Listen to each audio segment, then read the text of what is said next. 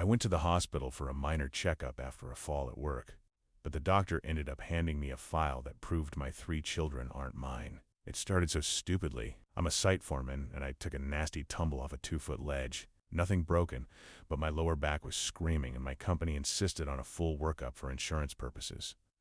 While they were doing the scans, the doctor noticed an old scar from a childhood surgery I'd had, a complicated procedure for a ruptured appendix when I was 10. He looked at the chart, then at me, with this weird, professional hesitation. "Sir, did anyone ever discuss the long-term effects of that surgery with your parents? Specifically regarding your reproductive health?" I laughed. "Doc, I've got 3 kids at home, a 9-year-old and 5-year-old twins. I think my reproductive health is doing just fine." He didn't laugh back. He just asked if I'd be willing to do a quick routine test just to clear the file. I figured, why not? It's all on the company's dime anyway. 2 days later, I was called back in. I thought it was about my back. Instead, the doctor sat me down and slid a folder across the desk. "The tests are conclusive," he said. His voice was so flat, so clinical, due to the scarring from that childhood infection and the subsequent surgery. "You have always been 100% sterile. There is zero biological possibility that you have ever fathered a child." I felt the air leave the room.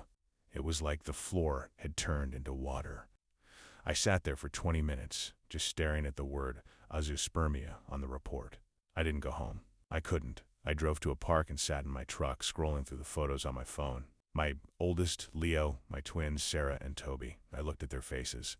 I've spent 10 years changing diapers, coaching soccer, and working overtime to pay for braces.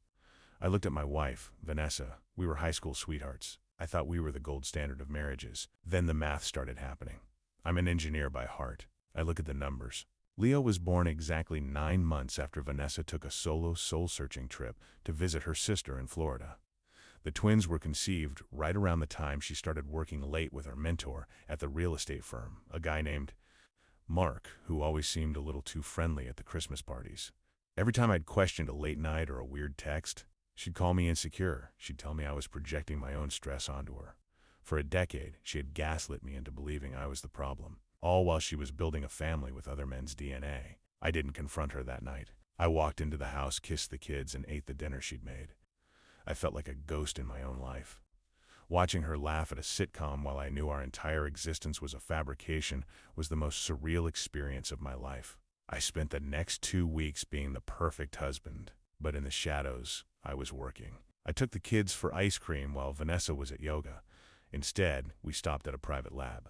I told them it was a fun science project to see where our ancestors came from. I did a secret DNA swab for all 3 of them. The results came back on a Thursday. Leo, not mine. The twins, not mine. And the kicker? The twins had a different biological father than Leo. Vanessa hadn't just made one mistake. She had been using me as a financial and emotional safety net while she auditioned other men to be the biological donors for her children.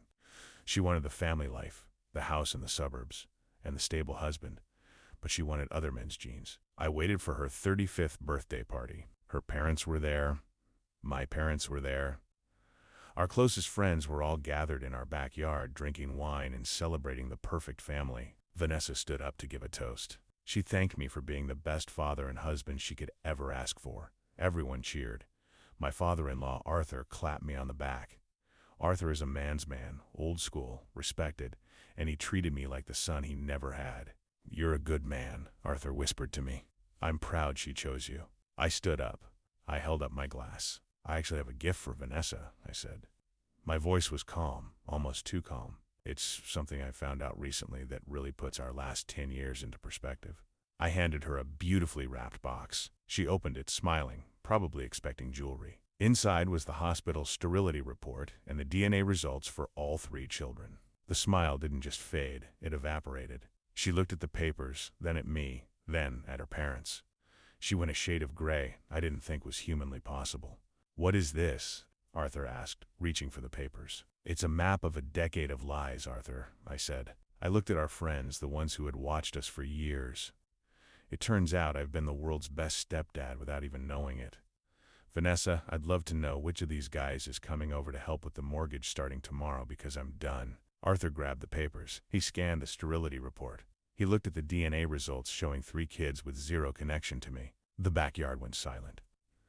You could hear the wind in the trees. Vanessa started to stammer. Dad, wait, he's confused, I can explain. Arthur didn't let her finish. He let out a roar of pure, unfiltered rage. Explain what? That you've been mocking this man for 10 years, that you've been lying to me? Before anyone could move, Arthur stepped forward and delivered a sharp, resounding slap across Vanessa's face. It wasn't just a hit, it was a disowning. You are a disgrace, Arthur shouted, his voice shaking the patio furniture. I raised you better than this. You sat at my table with this man, watched him work himself to the bone for children that aren't his, and you let him believe he was the father. How dare you? Vanessa collapsed into her chair, sobbing, clutching her cheek. Her mother tried to intervene, but Arthur pointed a finger at her. Not a word. You're the one who always made excuses for her. Well, there's no excuse for this. Arthur turned to me. His eyes were watering. Son, I am so sorry. If I hadn't known, I would have never let this happen. You don't owe her a single cent. You get your things. I'll make sure she doesn't follow you. I walked out.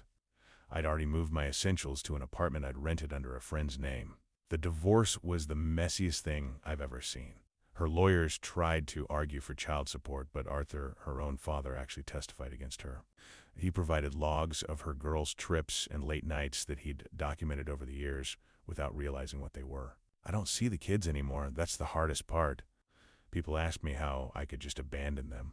But every time I look at them, I don't see my children. I see the living, breathing evidence of the woman who destroyed my soul. I see the faces of the men she chose over me while I was working double shifts to buy them toys. I moved 3 states away. I'm back to being just a guy. No wife, no kids, no perfect life. Sometimes I sit on my new porch and look at the stars. It's quiet. It's lonely. But for the first time in 10 years, I'm not living a lie. And in this world, that's the only inheritance I have left.